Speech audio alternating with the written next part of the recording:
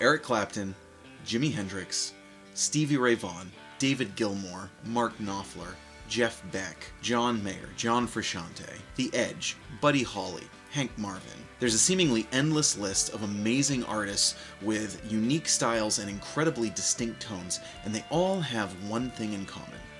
This guitar, the Fender Stratocaster. Well, presumably they have more than one thing in common. It's actually pretty likely they have a lot of things in common, but just for the purposes of this video,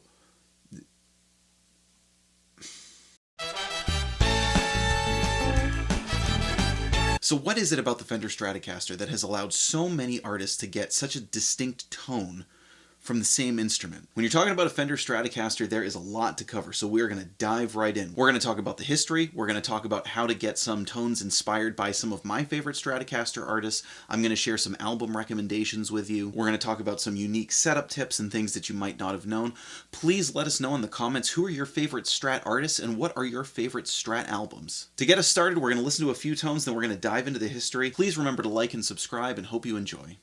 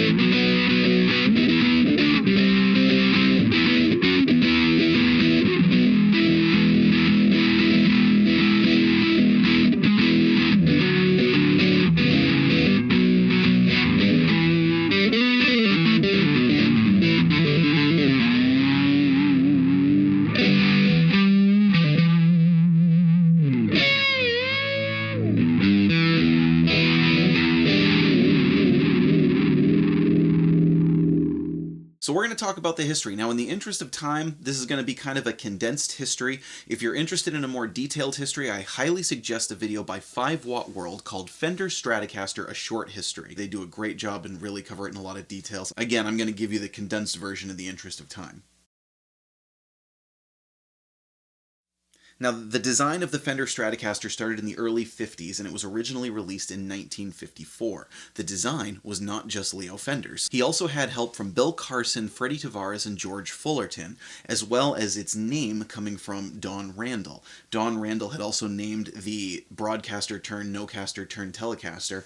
Of course, that name harkening back to mass communications in the early days, Stratocaster being an ode to the stratosphere, and the space hunt heating up in the 1950s. Now, the Stratocaster was an evolution from the Telecaster in many ways. The Telecaster's sharp edges had been smoothed out in 2 specific places, one right here for your arm to go over, and the other on the back as a belly cut, for the Stratocaster to sit snug against your body and be more comfortable. They had spent a lot of time listening to player feedback, and one of the common complaints about the Telecaster was that the edges were very, very uncomfortable to hold.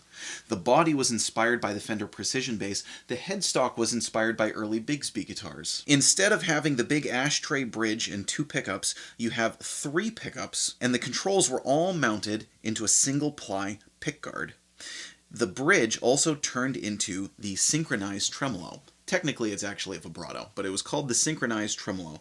And this was a unique innovation in and of itself. For starters, on the surface, now you have 6 adjustable saddles. This was the first that allowed you to not only adjust the intonation, but also the height of each individual string. There had also been tremolos, vibratos, before. This was the first one that moved the entire bridge with the strings. Beforehand, you had things like the Bigsby tremolo, in which the strings would slide up over the bridge, causing points of friction in places where the strings could get caught. That's going to cause tuning issues. This is the first one where the whole bridge actually moved with it. There's a claw in the back that's held in place by springs that go up to a bar, and then when you press down on the tremolo and it causes the detuning effect, the springs pull it back into place. This was a totally revolutionary design. Now you had a 3-way selector switch, we'll talk about that more later, and you had 3 knobs. You had a volume and 2 tones. Now the 2 tones would have been wired to the neck pickup and the middle pickup. You had the recessed input jack right here, a 21 fret maple neck, a circular string tree, and cloisonne tuners. On the headstock, it would have had what was called the original spaghetti Fender logo. It kind of slinky, kind of looks like spaghetti. Small letters that say Stratocaster. Underneath it would say with synchronized tremolo, and then up at the rounded end of the headstock it would have said original contour body. The original Stratocasters would have looked similar to this one. This is actually a Squire. We'll talk about this one later. But they would have been in a 2-tone sunburst finish with a single ply, the maple neck that has kind of what's now referred to as like a vintage, like the gym floor finish, kind of has more of an orangey color. And the originals were made out of ash. Now, in most of the 1950s, there weren't many dramatic changes to the Stratocaster. The string tree changed. Most became alder, although some were still in ash. There were custom colors available, but they were not advertised. Later on, a Fiesta Red would be advertised very famously by Fender. The real first star boost for the Fender Stratocaster is when Buddy Holly plays it on the Ed Sullivan Show, and all of a sudden it becomes iconic of rock and roll and the times. In 1958, the 2-tone sunburst finish turns into a 3-tone sunburst finish, which means you get kind of more of a red edge around the burst. The first major year of transition for the Fender Stratocaster is in 1959. And in 1959, you see the single-ply pickguard switch to a 3-ply pickguard.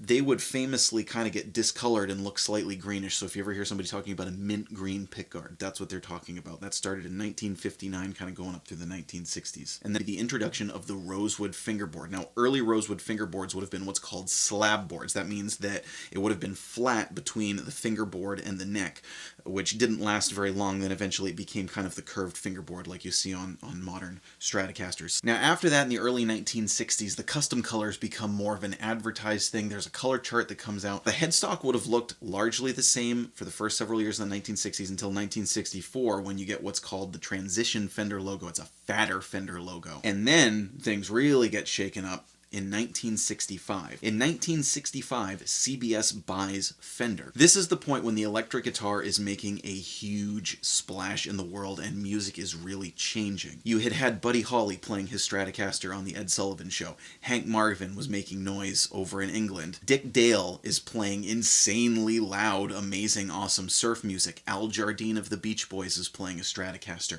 And don't forget how incredibly popular the Beach Boys were in the early days. The electric guitar was becoming a powerhouse, and a shadow of the powerhouse it would become. Remember, in the early days, the electric guitar is not what it is considered nowadays. These were designed to be clean, they were designed to sustain, they were designed to limit feedback that you got from big hollow bodies, and the guitars were electrified in the first place because guitars were just too quiet. But really, they would have been intended to play stuff like this.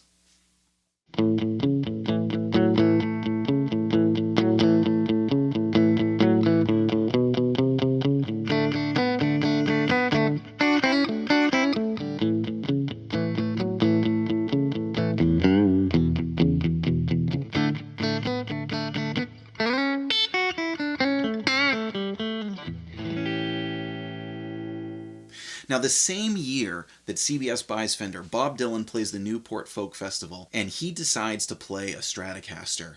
And it is an uproar, it's this huge controversy, but it's kind of this musical awakening in the culture, and music has just changed so much. Along with CBS buying the Fender Stratocaster, afterwards would come big changes in the guitar and the Fender company in general. So if you hear the term pre-CBS, They're talking about Fenders that were made before the buyout in 1965.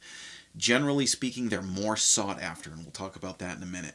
After the buyout in 1965, the Stratocaster changes. The most dramatic change is that the headstock becomes a lot bigger. Now, you still have the transition Fender logo, and you still have the small Stratocaster lettering, which later turns to these big kind of block Stratocaster letterings that curves up and around the little hook there. Aesthetically, I personally think they're kind of cool. I've always liked them. However, the problem with them is that along with the big corporation wanting just kind of a piece of this, musical money-making pie, quality drops. Now, this would gradually get kind of worse and worse and really start to plummet in the 1970s. Late 60s Stratocasters are still very sought after, particularly because, remember, folks, that's what Jimi Hendrix played in the later days. Everyone at Woodstock tried their hardest to have a good time, despite the fact that Hendrix was playing a CBS-era Stratocaster. I mean, come on. If you're into later 60s or into 70s Stratocaster, what would be referred to as CBS-era Stratocasters or post-CBS buyout Stratocasters, you can make great music on them. A lot of people made iconic, amazing music on them. So when I talk about the quality dropping, just keep that in mind. I'm not trying to knock anybody's guitar for anybody who owns one. Well, now, there were some cool things that came out in the CBS-era Stratocasters. For one, you get the introduction of the 5-way switch. Now, I mentioned the 3-way switch earlier. Why is the 5-way switch significant? Because it standardizes getting the sound of the blending of the pickups. So what I'm talking about there is on a vintage-style Stratocaster or a vintage-inspired one that has a 3-way switch, you can wedge that switch in the middle. So it doesn't just click. There's kind of this little play in the middle, and you can get it to stick in that spot where you're getting these two pickups blended together. Interesting point, this is not out of phase. A lot of people call it the out of phase sound. This is actually not technically out of phase, but if you hear people talking about the out of phase position on a Stratocaster or the out of phase sound, that's what they're talking about. It sounded kind of quacky. It sounded a little bit different. It sounded thinner. It was kind of quacky and plucky, and you could sink into it a little bit more, and it became a very desired sound. The other pickup positions sound great as well, but that became one of the most iconic sounds to this day of the Fender Stratocaster. Well, the 5-way switch, where those are official positions, that gets standardized in the CBS era, as well as having the truss rod adjustment in the neck. For those of you that don't know what the truss rod is, it's a bar that goes through the middle of the neck, and it allows you to adjust in case humidity causes the neck to either warp or bow. Well, on original Stratocasters, the truss rod adjustment was up here under the heel of the neck, and you actually had to take the neck off in order to adjust it. Might not have been a problem in Southern California. For me in Maine, it's a big problem. We get major humidity changes. So I think having the truss rod adjustment at the headstock is huge. It's absolutely huge. The original ones were called the bullet truss rod adjustments because it kind of looked like this bullet sticking out before they became the recessed ones like you see nowadays. Now, again, the quality plummeted. You start to get people who are really desiring more vintage-style Stratocasters. Hendrix had revolutionized the Stratocaster at this point. Ritchie Blackmore was playing them with Deep Purple, among many, many others playing Stratocasters. Eric Clapton gets Stratocasters. He buys a whole bunch, he gives some away to some of his friends, he takes them apart, and he puts together kind of his super Strat. Between Hendrix's legacy, who had passed away, and Clapton playing them, you have this whole revolutionized sound, and you have people wanting to play the Stratocaster, but they're just not getting the quality that they want from the ones that are brand new off the shelf. So vintage Stratocaster sales start to pick up. Later on, you get the Japanese plant opening, who start to make more vintage style reissues. You get the American Vintage series. You get Squire coming out. You get the Mexican plant. And Fender starts to come up with all kinds of different ways to get different levels of Stratocasters to players. Rock gets really hard. There are a bunch of different style hard rock Stratocasters. And it kind of goes on from there. But the really, really significant era of the Fender Stratocaster is the 1950s and the 1960s. So now let's talk about how to get some Strat tones that are some of my personal favorites, inspired by some of my favorite Stratocaster players.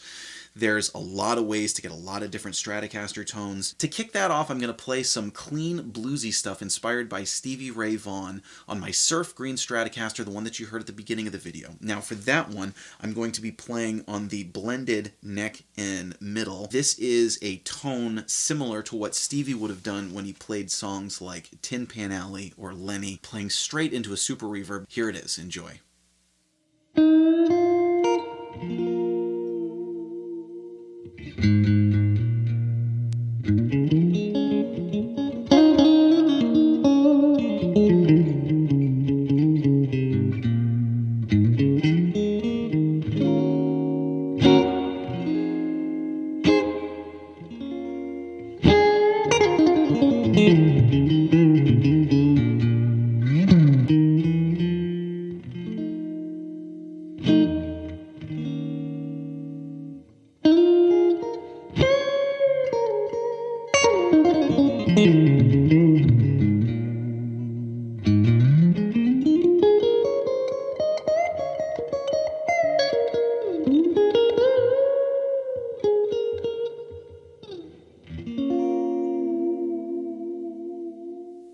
For Stevie Ray Vaughan albums, my absolute favorite, and I think one of the best representations of Stevie Ray Vaughan, is Stevie Ray Vaughan Live at Montreux. Now, I have the DVD, which is a double DVD, and it has both his first concert there and his second concert there. The first concert is the famous one where he actually gets booed really, really brutally. And it was a heartbreaking moment for him. However, Jackson Browne and David Bowie were there, who were two of the famous established artists who helped him launch his stardom. That's a story for another time. But Live at Montreux, particularly the second concert is great too. He plays fantastic. The first concert, you hear him just playing with such raw passion, really, trying to live his dream. It's aggressive. It's amazing. You can't go wrong with any Stevie Ray Vaughan if you're looking for Stratocaster tones, but that's definitely must listen. For the next tone, we're going to switch to the other blended pickup position from the bridge to the middle. Still going to go straight into the super reverb. This is a tone inspired by my favorite artist of all time, definitely my favorite songwriter, Mr. Mark Knopfler. Famous for finger picking, so I'm going to finger pick, playing that on a red Stratocaster with a rosewood board. It's loaded with Andrew Robertson Blue Jay pickups. Enjoy.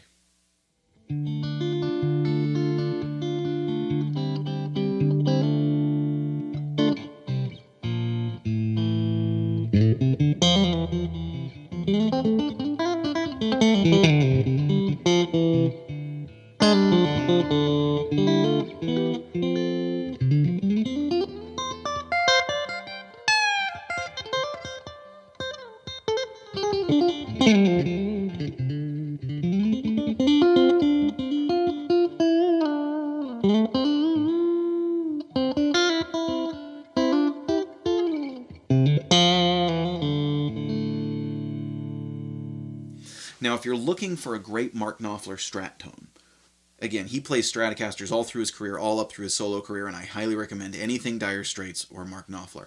But the classic Knopfler Strat tone that people talk about are from the first two Dire Straits albums, which are Dire Straits and Communique. That's where you get Sultans of Swing, that's where you get Lady Writer, that's where you get Down to the Waterline and Six Blade Knife, and a lot of other great Dire Straits songs with that really classic, clean, kind of compressed, finger plucked Mark Knopfler sound. But again, I would recommend anything Dire Straits or Mark Knopfler. There's beautiful Strat tones and just beautiful guitar tones in general across his entire catalog. Now, we're going to get a little overdriven from one of my first biggest influences, one of my absolute favorite guitar players of all time, Mr. Eric Clapton. Now, Clapton, as I talked about, was famous for kind of giving new life to the Stratocaster in the 1970s. The interesting thing about him is over his career, not only has he, primarily favored the Stratocaster, except for in his early days, but not only has he primarily favored the Stratocaster, he's used multiple Strat tones. For this one, I'm going to use my black Strat. This is my Ode to Eric Clapton Strat. It's loaded with Lust for Tone 57 Lustcasters, which are a 50s inspired pickup. Now for this clip, I'm introducing some overdrive. I'm going to be using an MXR Distortion 3, which gets a really cool Clapton tone, believe it or not, playing into the super reverb. For the first part of it, I'm going to play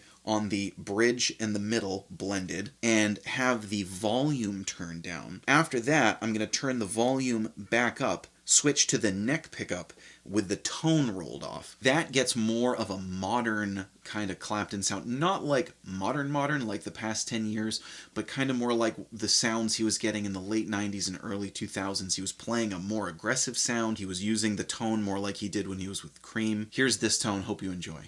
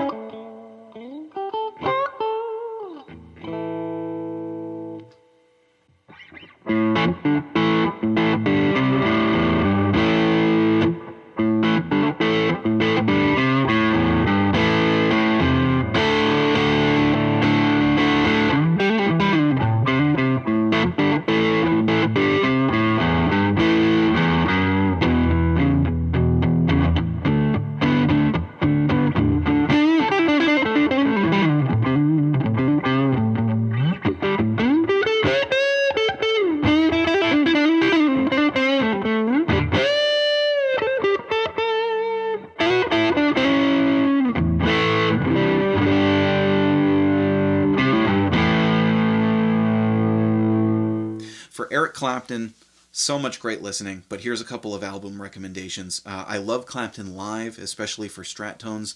Just One Night and EC Was Here. Two great 70s Clapton albums that kind of are exemplary of that sort of thinner tone that he used to get. For a modern tone, I've never heard Clapton play better than he did in the 2005 Cream reunion. Check that out. Some of Clapton's best work. And this is coming from somebody who has listened to a lot of Eric Clapton. Now we're going to keep it going with the overdrive. I'm going to do another quick Stevie Ray Vaughan inspired sound here. He really went back and forth a lot on the pickup selector, but some of that classic Stevie Ray bluesy tone, believe it or not, you can really get it in just the middle setting on this middle pickup on its own. Going back to the red Stratocaster, plugging into the super reverb and using a tube screamer. Hope you enjoy this tone.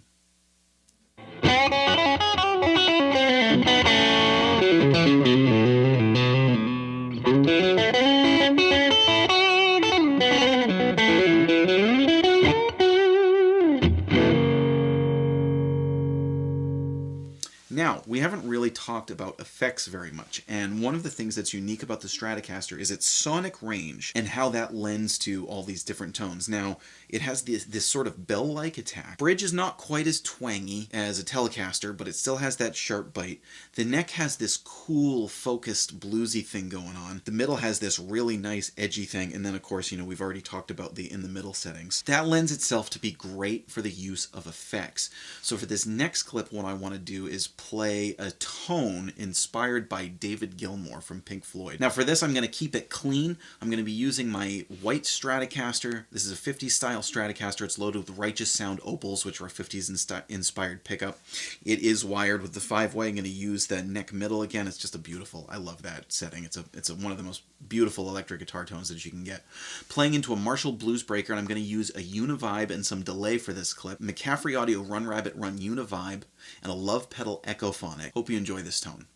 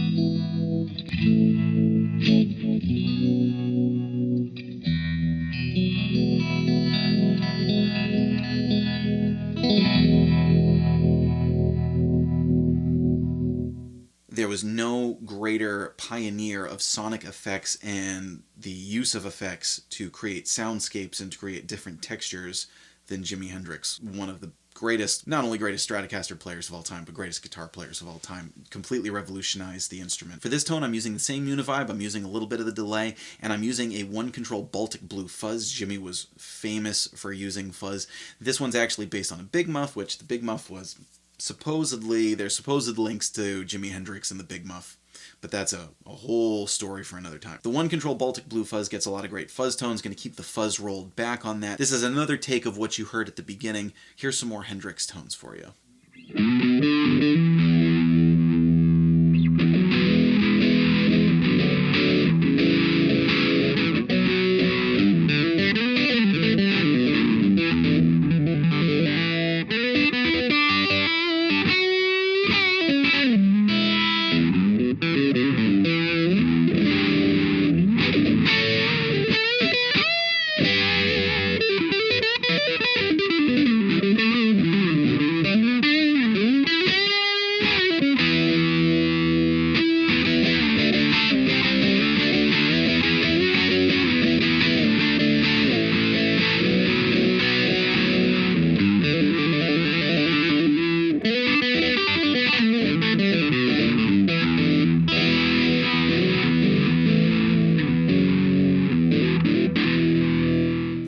Hendrix album recommendation, I really, really love Live at Monterey. It was one of his most iconic concerts. It's the one where he famously set his guitar on fire. Raw, aggressive, pushing the boundary Jimmy playing, but also kind of tender Jimmy playing. He does this lovely version of Like a Rolling Stone. Now in that one, he's not playing the big headstock Stratocasters like he was famous for at Woodstock. He's actually playing earlier Stratocasters.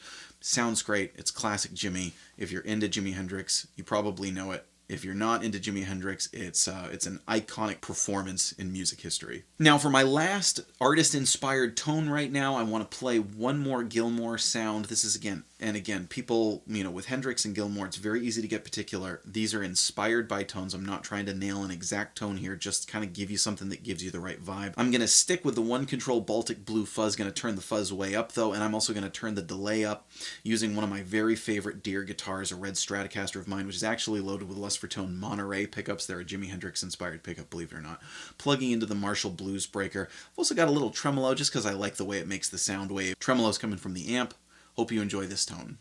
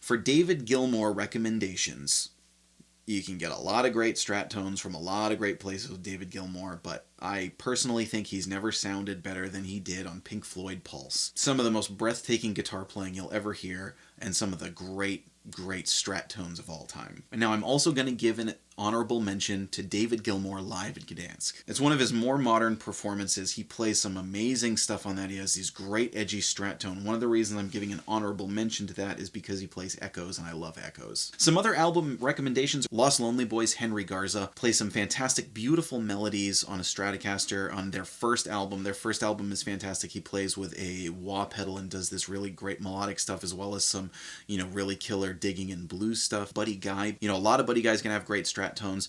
Two modern albums of his that I love are Living Proof and Born to Play Guitar. Great blues albums with some great Strat tones. There's a band called OAR of a Revolution, which you might not expect me to bring them up. They're kind of a jam band, but their guitar player Richard On, great Strat tones, great Strat player. Their album The Wanderer has some great tones, and they have a live album called 34th and 8th, which also gets some great Strat tones. Also more Eric Clapton 24 Nights, some great Strat tones on there. And then there's this one. I don't know how that got on there. I heard there's some great Strat tones on there, though. I know I'm holding a Firebird in the cover. Let's get past that. Because there's some great Strat tones on there.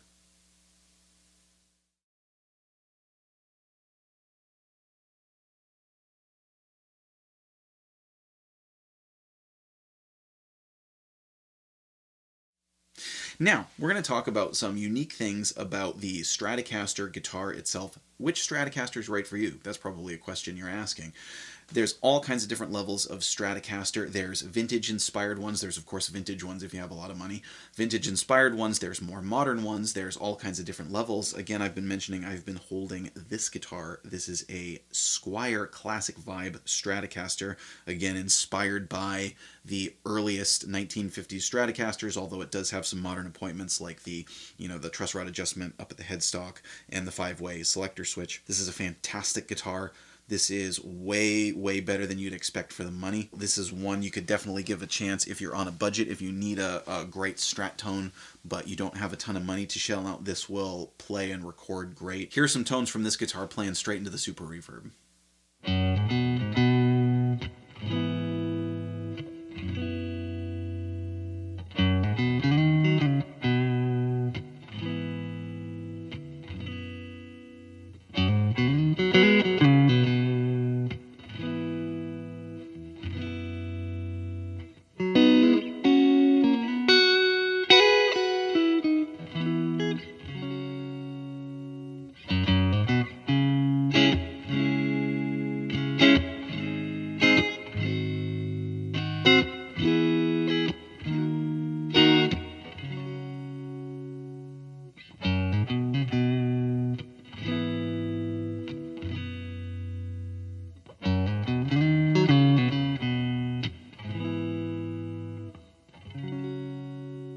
Now, two of the other guitars from this video are made in Mexico guitars. The guitar that I was playing for the Jimi Hendrix clips is a 2006. It was called a reverse headstock late 60s reissue. Now, you can tell by the transition logo, but the small Stratocaster, that it's inspired by one of the earliest CBS era Stratocasters with the big headstock. However, the reverse headstock and the reverse bridge, that's inspired by Jimi Hendrix. That goes back to Jimi Hendrix because he famously took a right-handed Stratocaster and strung it up left-handed. That's a made-in-Mexico guitar, and in a little bit we're going to talk about how to get some Jeff Beck tones, because there's a setup thing different, which is why it's separate from the other artist things. But to get some Jeff Beck tones, I'm using a Fender Classic Player Strat. Now that one is a bit modified. That one has Lucifer Tone 64 Luscaster pickups in it. It's a superb, superb guitar. If you're really, really into classic Strats and don't have a ton of money to shell out, the Squier Classic Vibe or some of the Mexican-made vintage-inspired series are great. They've had ones called the Classic Players series. The current one they have is the Vintera series. More modern features you're going to find on things like the Player Strat, and then you get up into the American Performer series. They've also had the Highway 1s, like I was playing a Highway 1 earlier. They've had the American Special series and all kinds of different ones. No matter what your budget is, you can find a great Stratocaster that will suit you. Now, here's a question. Do you want rosewood or maple? You want to know the unpopular opinion? Doesn't really make that much of a difference. It really doesn't. Tonally, if you play them back to back, Daryl Braun's done a great video on this where there's actually like a blind test, double blind test. There's a blind test where you hear them back to back and you have to guess which one they... Point is, when you get a great Stratocaster, you're going to get great Strat tones. A good place to start would be, who are your favorite artists and what do they play? Right. So if you're into Stevie Ray Vaughan and John Mayer and Kenny Wayne Shepherd, and guys like that, maybe some early Hendrix, start off with the rosewood fingerboard. That's probably going to be the one that you're ultimately going to want. Now, if you pick it up and it doesn't feel as good as the maple one, then get the maple one. It's really a very, very simple thing. The sound differences are so, so minimal. It takes a very, very trained ear to notice a difference. Just go with whatever you want. Pickups. You could spend a lot of time talking about pickups on Stratocasters. They kind of lend themselves to being modified, and part of that is because all the electronics, except for the jack, load into one pickguard. So a lot of people love to mod Stratocasters. Now, first of all, we'll say if you're looking at a Stratocaster, you need to understand the letter codes. So there are all kinds of different iterations of Stratocasters with pickups. This would be referred to as SSS, single, single, single. The next most common one is going to be HSS, which is a humbucker in the bridge position and then still two single coils. That's also referred to as a fat Strat. There's HSH, which is two humbuckers with a single in the middle. There's HH. Here's the most important thing. Know what the routing on the Strat body is, because you can't just plop a humbucker in there unless it's routed for a humbucker. Underneath the hood here, there are some Stratocasters where the only space for a pickup are for single, single, single. Then you get ones that you can fit anything, which has what's called a swimming pool route, which is this whole area is kind of carved out. Just know what you have first before you go buying pickups and pickguards. Know that you need to measure the distance from the top of the bridge here to where the next pickup's going to start, because there's still some wood right in there, and I've had the wrong pickguard before where you couldn't get it in because it was, the humbucker was hitting the wood of the guitar. So you just need to know what you have. Now, the big question for me as far as mixing and matching pickups, because you can actually do more than that too. You can put P90s in there, you could put mini humbuckers, or, you see Stratocasters that have gold foil pickups and all kinds of stuff nowadays. The big question for me is not just what sound are you going for, but how do the pickups sound together? So here's a clip from a video that I did a while back, and I switch back and forth on the pickups, not just so that you can hear what it sounds like with that bridge humbucker, but what do they sound like together? What does it sound like when you switch from the bridge humbucker to the neck pickup? Is that a big contrast in tone that doesn't work, or do you like how they sit together? So here's this for your reference.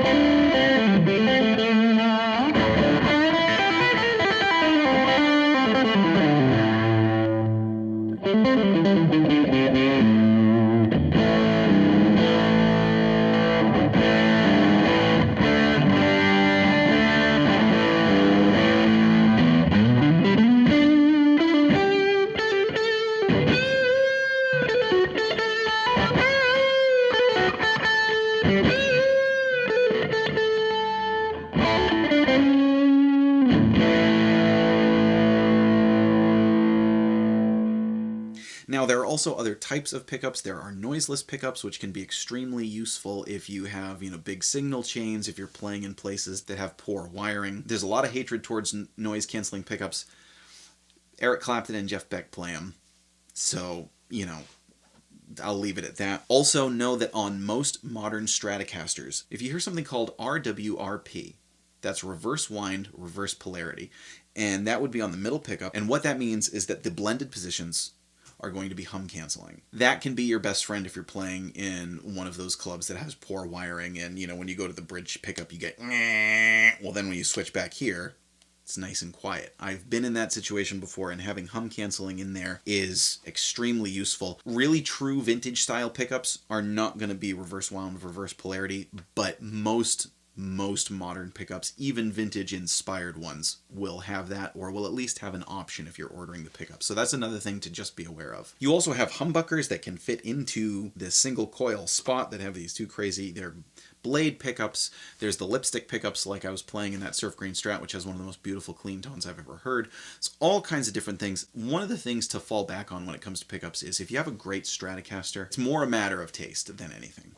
Now, I mentioned back towards the beginning of the video that the two tones were originally wired to the neck and the middle pickup. Now, the downside to that is that the bridge pickup is really probably the one you're going to want that tone knob on. The reason for that is because, when you're playing, particularly live into a tube amp, and tube amps can get pretty bright, that bridge pickup can get very, very trebly, very strident, very snappy, and just be a little too much, a little too bright, a little too harsh. I remember one time I had a 50s style Stratocaster, and I was playing into a Vox AC30, and I flipped over to the bridge without the tone rolled off, and it was searing. It was so trebly. Now, most modern Stratocasters, this tone knob is going to be wired to the bridge. So be aware of what your tone knob is wired to. If it is not wired to the bridge and you want it to be, don't fret. It's a very, very easy modification. If you're not handy with a soldering iron, a tech shouldn't charge you very much money at all to take care of that for you. But do be aware of where the tone knobs are wired on your Stratocaster. Now, the tremolo. We are going to talk a little bit about the tremolo because there's some really unique stuff about this. Now, one of the first big questions is, do you have it floating or do you have it pressed up against the body? Believe it or not, Leo Fender and Freddie Tavares did not agree on this. In fact, Leo Fender liked the idea of the floating tremolo as part of his design. Freddie Tavares thought that, as the story goes, you'd get more resonance and it would be better for the guitar if it were pulled up against the body. So keep that in mind when you're thinking about which way you want. There really isn't a right or wrong answer. There are pros and cons to each. The pros of having it pressed up against the body would be that you can, if you have a heavier right hand, you can really lay your hand there on the bridge and not have any kind of issues of getting a little pitchy, because if it's floating, you're going to press it down. Flip side to that argument is you can do some cool vibrato stuff with your hand that way. So you will probably stay in tune a little better with it pressed down because it's not kind of in the middle there where it can go back and forth. It has a real set spot to go back to. That being said, part of the original design of the Strat bridge was to be able to pull it back. We talked about strings getting caught over the bridge. Well, they can also get caught up here at the nut. Now, if you down pitch with the whammy bar and it gets caught up at the nut, part of the idea of the floating trem is that then you can pull it back and kind of get it back out from where it was stuck and get hopefully closer to where you are in tune.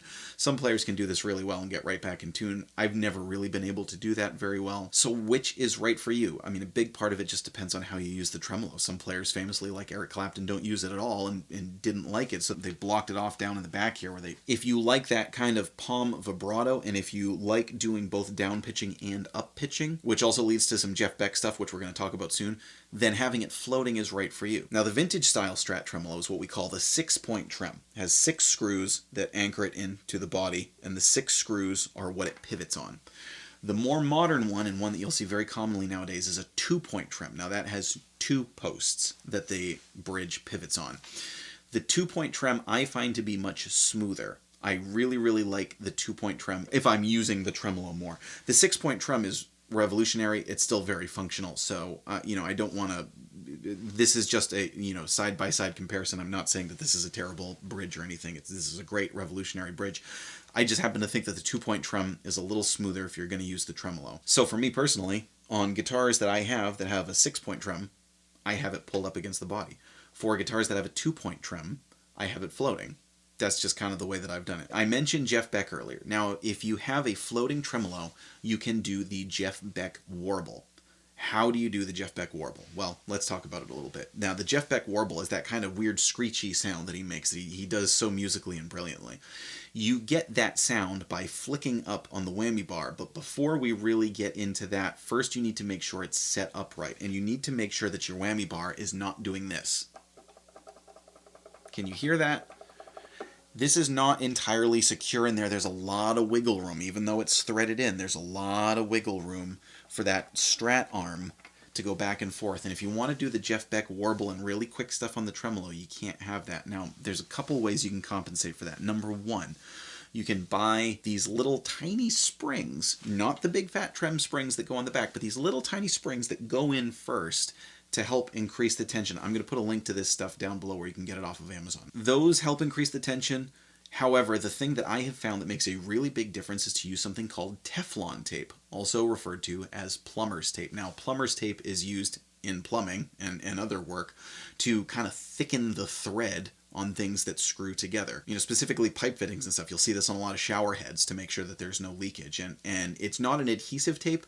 It's this really thin Teflon material that just kind of fills in around the threads but still allows the threads to function. I'm going to show a clip here. If you wrap up the bottom end of the whammy bar with Teflon tape and then screw it in, it makes it much more snug.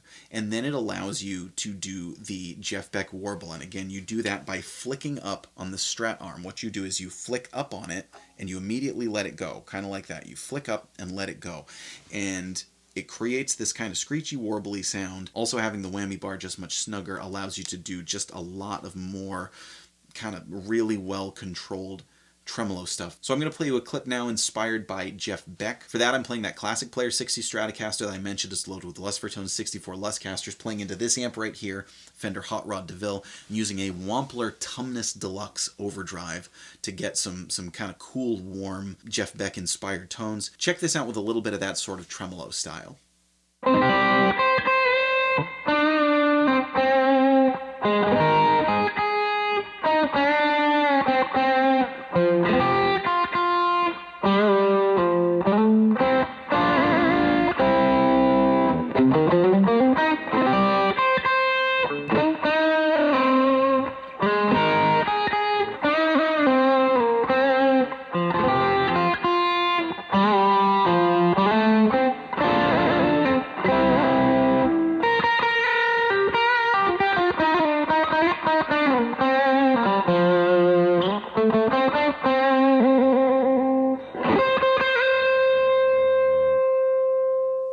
Now, for Jeff Beck albums, Jeff Beck has got a ton of great albums. My 2 favorite Jeff Beck albums are Live at Ronnie Scott's, which is some of the best guitar playing you'll ever hear, and a modern Jeff Beck album called Emotion and Commotion. Beautiful arrangements, just stunning, stunning album. Definitely check out Jeff Beck Emotion and Commotion. Folks, I'm going to leave you with one last tip on how to get some of the best tones out of your Fender Stratocaster.